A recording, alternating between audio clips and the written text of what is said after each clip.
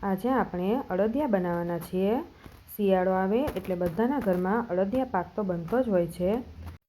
આજે આપણે અડદિયા કેવી રીતે સોફ્ટ બનાવવા અને એકદમ કણીદાર કેવી રીતે બનાવવા એ પણ જોઈ લઈએ। અને અડદિયા મોઢામાં મૂકતા જ એકદમ ઓગળી જાય તેવા સોફ્ટ બનાવવાના છીએ।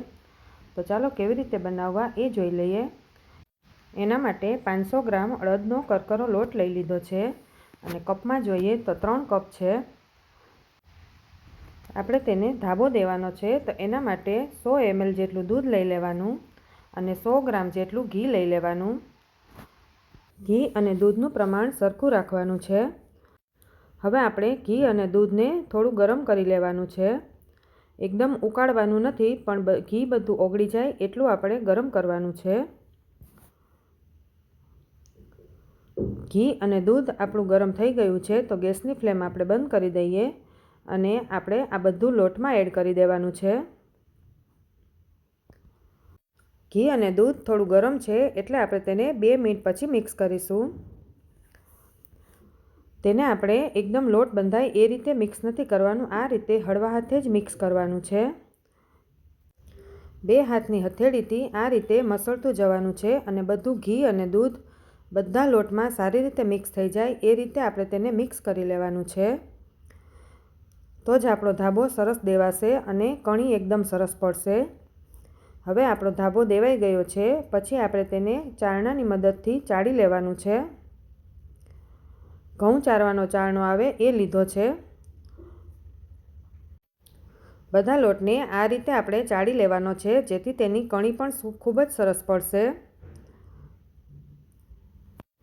હાથને આ રીતે લોટ પર ઘસતા જ લોટ બધો નીકળી જશે।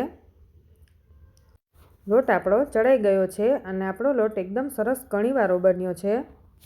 હવે આપણે 200 ગ્રામ ઘી લેવાનું છે એટલે કે 1 કપ ઘીને ગરમ કરી લેવાનું। પછી 100 ગ્રામ ગુંદ લીધો છે તેને આપણે અડધો અડધો કરીને તળી લેવાનો છે। એકસાથે તળશો તો ગુંદ બધો ફૂલાઈ જશે અને અડધો કાચો રહી જશે। ગુંદ થોડોક ગોલ્ડન બ્રાઉન જેવો થાય ત્યાં સુધી આપણે તેને તળી લેવાનો છે, નહીતર અંદરથી કાચો રહી જશે ગુંદ। હવે તેને આપણે કાઢી લઈએ અને બધો ગુંદ એ રીતે જ તળી લેવાનો છે। પછી જે ઘી વધ્યું છે તેમાં જ આપણે લોટ જે ચાળીને રાખ્યો હતો એ એડ કરી દેવાનો છે। હવે એ ઘીમાં આપણે પહેલાં લોટને સારી રીતે મિક્સ કરી લઈએ।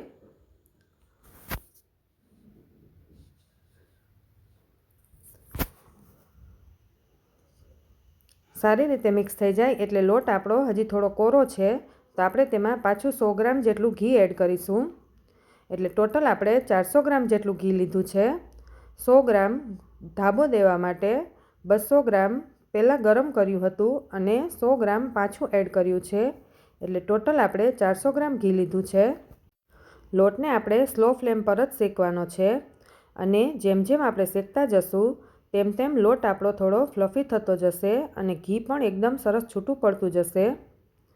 જ્યાં સુધી લોટનો કલર એકદમ બદલાઈ ન જાય ત્યાં સુધી આપણે તેને શેકવાનો છે। થોડો ગોલ્ડન બ્રાઉન જેવો થાય પછી આપણે તેમાં 2 ચમચી દૂધ નાખવાનું છે। દૂધ એડ કરવાથી જ તેમાં કણી પડે છે અને આપણા અડદિયા એકદમ સોફ્ટ બને છે। ઘણા માવો નાખતા હોય છે પણ આપણે માવો એડ નથી કર્યો એટલે 2 ચમચી દૂધ એડ કર્યું છે।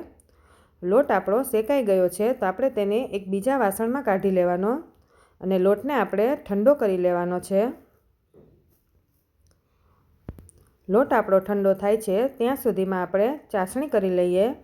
તેના માટે 350 ગ્રામ જેટલી ખાંડ લીધી છે અને ખાંડ ડૂબે તેટલું પાણી લેવાનું છે।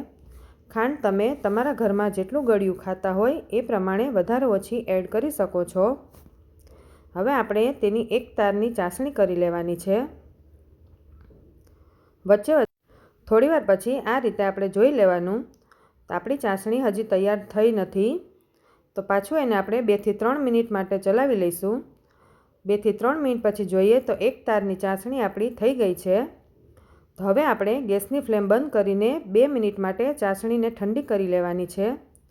ચાસણી ઠંડી થાય ત્યાં સુધીમાં આપણે જે ગુંદ તળીને રાખ્યો હતો એ એડ કરી દઈએ અને કાજુ બદામ કિસમિસને આ રીતે કટકા કરીને એડ કરી દેવાના। બધું સારી રીતે પહેલાં મિક્સ કરી લેવાનું. તમે અહીંયા અડદિયાનો જે મસાલો આવે એ પણ એડ કરી શકો છો. પછી ચાસણીને એડ કરી દઈએ. ચાસણી એડ કર્યા પછી થોડીવાર આપણું બેટર ઢીલું લાગશે. તમે જેમ જેમ તેને મિક્સ કરતા જશો તેમ તેમ આપણું બેટર કડક થઈ જશે અને બધું ઘી તેમાં જતું રહેશે. આ રીતે બધો લોટ આપણો તૈયાર થઈ ગયો છે. હવે આપણે થોડું થાળીમાં લઈ લઈએ અને આપણે તેના અડદિયા વાળી લેવાના છે. તમે તેને થાળીમાં ચોસલા પણ પાડી શકો છો.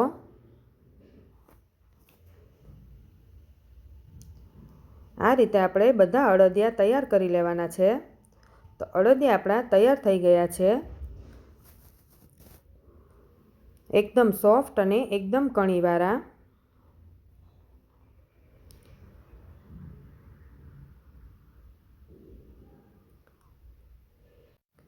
તમે પણ ઘરે જરૂરથી ટ્રાય કરજો. એક અડદિયો આપણે તોડીને જોઈ લઈએ. એકદમ સોફ્ટ અને કણીવાળા અડદિયા આપણા તૈયાર થઈ ગયા છે.